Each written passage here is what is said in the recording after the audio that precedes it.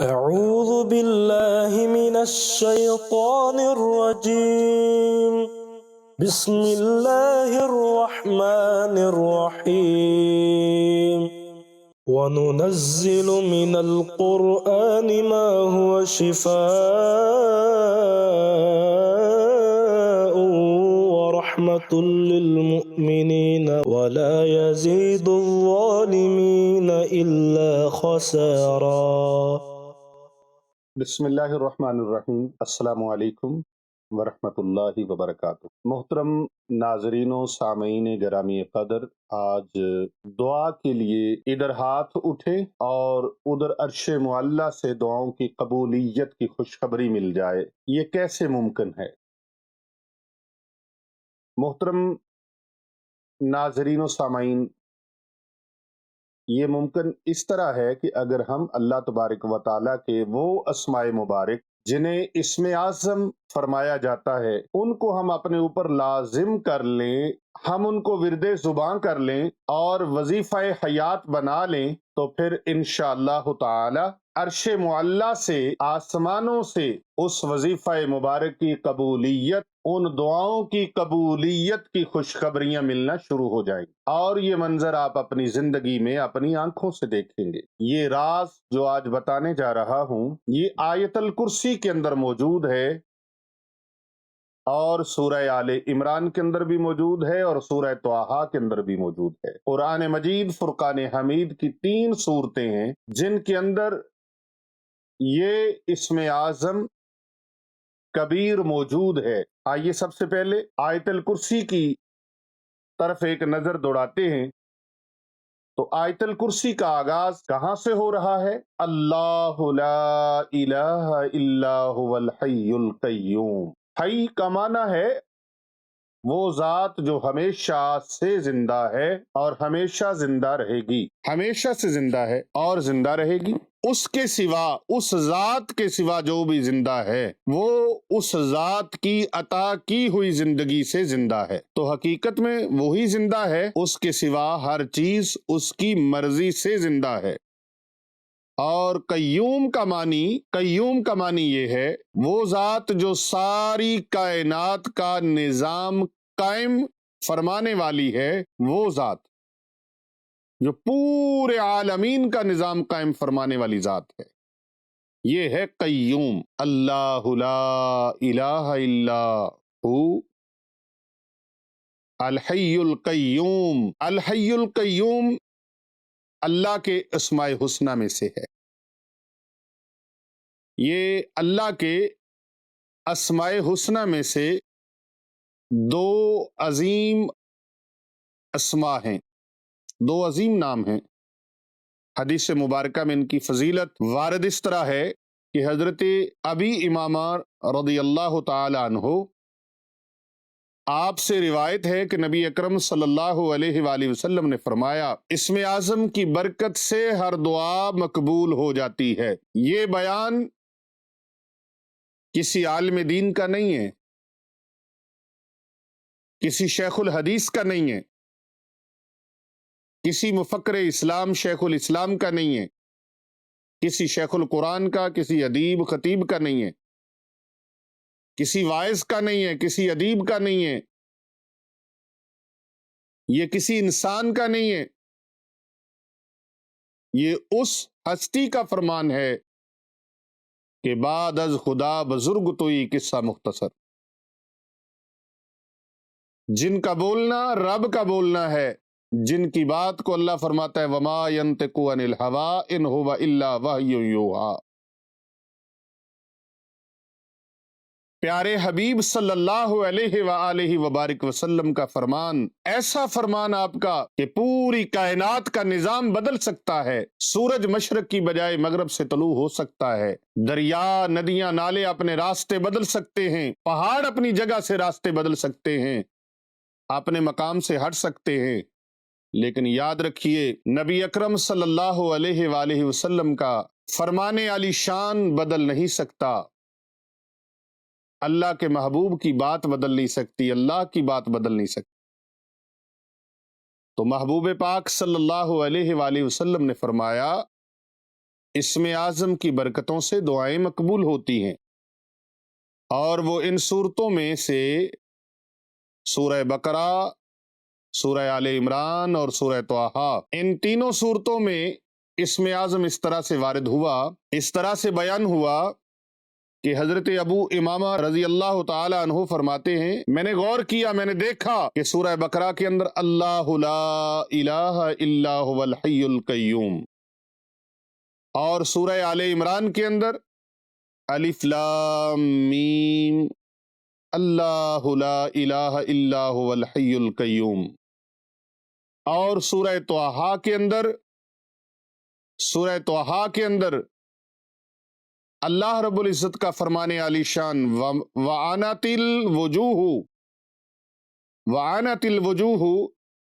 للحی القیوم، تو میں نے جان لیا کہ الحی القیوم جو ہے یہی اسم اعظم ہے۔ طبرانی شریف کے اندر، بہقی شریف کے اندر اسے نقل کیا گیا ہے، اور مروی ہے کہ آصف بن برخیا جو کہ حضرت سیدنا سلیمان علیہ السلام کی امت کے ایک ولی تھے، آصف بن برخیا نے الحی القیوم کی برکت سے تخت بلقیس، جس کے متعلق آتا ہے کہ وہ 80 ہاتھ لمبا تھا اور 40 ہاتھ چوڑا تھا، مختلف روایات ہیں، لیکن جناب آصف بن برخیا نے تخت بلقیس کو ایک آن میں، آنے واحد میں یمن سے عراق پہنچایا تھا، اور حضور صلی اللہ علیہ وآلہ وبارک وسلم اپنے پیارے صحابہ کو اکثر یہ دعا تعلیم فرمایا کرتے تھے، یا حیو یا قیوم برحمتک استغیث، اے میرے صحابہ اس دعائے مبارکہ کو پڑھا کرو، اے زندہ اور قائم رکھنے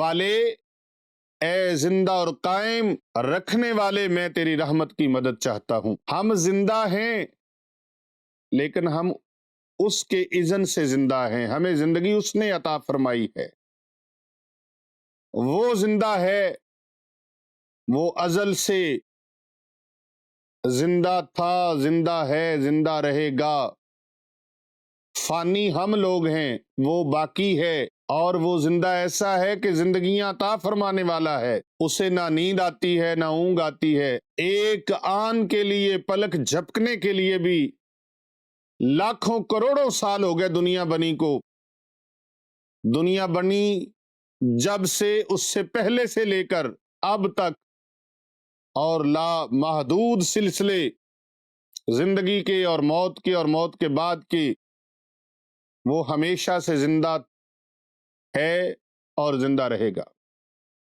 اور اب اس کے جو بندے ہیں وہ اس کی عطا کی ہوئی زندگی سے زندہ ہیں۔ تو میرے کریم آقا صلی اللہ علیہ وآلہ وسلم اپنے صحاب کو یہ دعا تعلیم فرمایا کرتے کہ میرے صحابہ یہ دعا اللہ تعالیٰ سے مانگا کرو۔ جب اللہ تعالیٰ زندہ، جاوید اور تمام کائنات ارضی و سماوی کا قیوم ہے، تو اسے اونگ یا نیند کا آنا محال ہے۔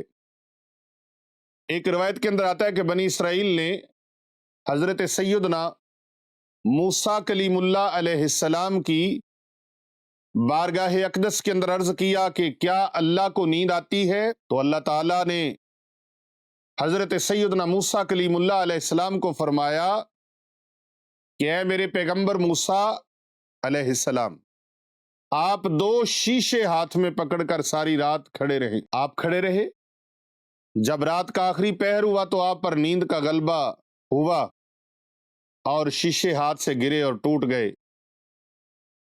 اللہ سبحانہ و تعالیٰ نے فرمایا، اے موسیٰ، اگر میں سوتا ہوتا تو یہ زمین و آسمان ٹوٹ پھوٹ جاتے۔ اور اس واقعے کو میں کسی مولانا صاحب کی کتاب سے نہیں بلکہ تفسیر در منصور کے اندر اسے بیان کیا گیا، جلد 2 کے اندر صفحہ 15 کے اوپر۔ پھر اللہ کو کیسے نیند آ سکتی ہے؟ نیند یا اونگ جسم کے عوارض ہیں، اور اللہ تبارک و تعالی جسم سے پاک ہیں۔ پھر نیند تھکاوٹ کی وجہ سے آتی ہے، اور اللہ تعالیٰ تھکاوٹ سے بھی پاک ہے۔ جو تھکاوٹ بندے کو نیند لاتی ہے، وہ تھکاوٹ اس سے مالک کائنات پاک ہے، اس کا وہ پاک ہے ذات۔ اسی لیے آیت الکرسی کے آخر میں اللہ تعالیٰ نے ارشاد فرمایا وَلَا يَئُودُهُ حِفْظُهُمَا وَهُوَ الْعَلِيُّ الْعَظِيمُ، کہ زمین و آسمان کی حفاظت اللہ پہ کوئی تھکاوٹ طاری نہیں کرتی۔ معلوم ہوا کہ اللہ رب العزت جسم و جسمانیات سے پاک ہے، اس لیے جہاں فرمایا گیا الرحمن علی العرش استویٰ، کہ رحمان نے عرش پہ استوا فرمایا، تو وہ متشابہات میں سے ہے۔ مشرقین کا رد بھی رب کائنات نے فرمایا، وہ اپنے بتوں کو اللہ کے ہاں اپنا سفارشی سمجھتے تھے، وہ کہتے تھے ہؤلاء شفاؤنا عند اللہ، کہ اللہ کے ہاں یہ ہمارے سفارشی ہیں۔ جن بتوں کی وہ پوجا کرتے تھے، سورہ یونس کے اندر اللہ تبارک و تعالیٰ نے فرمایا کہ جن بتوں کی یہ پوجا کرتے تھے ان بتوں کو میرے ہاں سفارشی بناتے تھے۔ ان کا گمان تھا کہ ان کے جھوٹے خدا اللہ کے ہاں ان کی زبردستی کی سفارشی ہیں، اللہ کو ان کی بات ماننا پڑتی ہے۔ اللہ تعالیٰ نے اس کا رد فرما دیا کہ اللہ کے اذن کے بغیر کوئی کسی کی شفاعت نہیں کر سکتا۔ دوسری بات یہ ہے کہ بت شفاعت کرنے کے اہل ہی نہیں، وہ بے جان پتھر ہیں۔ تیسری بات یہ کہ اللہ تعالیٰ نے انہیں کوئی اذن نہیں دیا، وہ اللہ تبارک و تعالیٰ کے پیارے نہیں ہیں، وہ اللہ کے دشمنوں کے بنائے ہوئے ہیں۔ انہیں شفیع ماننا اللہ تعالیٰ پر بہتان باندھنا ہے۔ اور چوتھی یہ کہ مشرکین شفاعت پانے کے حقدار نہیں۔ اللہ تعالیٰ کسی مقرب انسان یا فرشتے کو اذن نہیں دے گا کہ وہ کسی مشرک کی شفاعت کر سکے، کیونکہ مشرکوں کے لیے بخشش ہے ہی نہیں۔ اللہ تعالیٰ فرماتا ہے ان اللہ لا یغفر ان یشرک بہ، اللہ تعالیٰ اس بات کو معاف نہیں کرے گا کہ اس کے ساتھ شرک کیا جائے۔ تو اس سورہ مبارک کو سورۃ البقرہ کے اندر جو آیت الکرسی ہے، آیت مبارکہ، یہ آیت الکرسی اور سورہ آل عمران اور سورہ طٰہٰ، اس کے اندر جو اسم اعظم کو اللہ تبارک و تعالیٰ نے بیان فرمایا، یہ اسم اعظم دعاؤں کی مقبولیت کی سند ہے، اور اگر آپ بھی اپنی دعاؤں کو مقبول کروانا چاہتے ہیں تو پھر اس کو اپنے اوپر لازم کر لیجئے کہ اللہ لا الہ الا هو الحی القیوم، یہ اسم اعظم ہے۔ اس کو ورد زبان کریں، زیادہ سے زیادہ پڑھیں، کم از کم ہر نماز کے بعد 7 مرتبہ اسے پڑھ کر اللہ تعالیٰ سے دعا مانگا کریں۔ انشاءاللہ دیکھنا آپ کی دعاؤں کی قبولیت کی خوشخبریاں عرش معلیٰ سے ملنی شروع ہو جائیں گی، اور آپ اپنی آنکھوں سے اس غیبی امداد کے نظارے دیکھیں گے کہ آپ جو مانگ رہے ہیں وہ آپ کو اللہ تبارک و تعالیٰ کی طرف سے عطا ہو رہا ہے۔ یہ شرک کو چکنا چور کر دیتی ہے، شرک کو پاش پاش کر دیتی ہے، اور شرک کی دھجیاں اڑا دیتی ہے۔ یہ آیت مبارکہ، یہ آیت الکرسی اور آیت الکرسی کے اندر بالخصوص یہ جو الفاظ مبارک ہیں، اللہ لا الہ الا هو الحی القیوم، اللہ تبارک و تعالیٰ سے دعا ہے اللہ تعالیٰ ہمیں عمل کی توفیق عطا فرمائے۔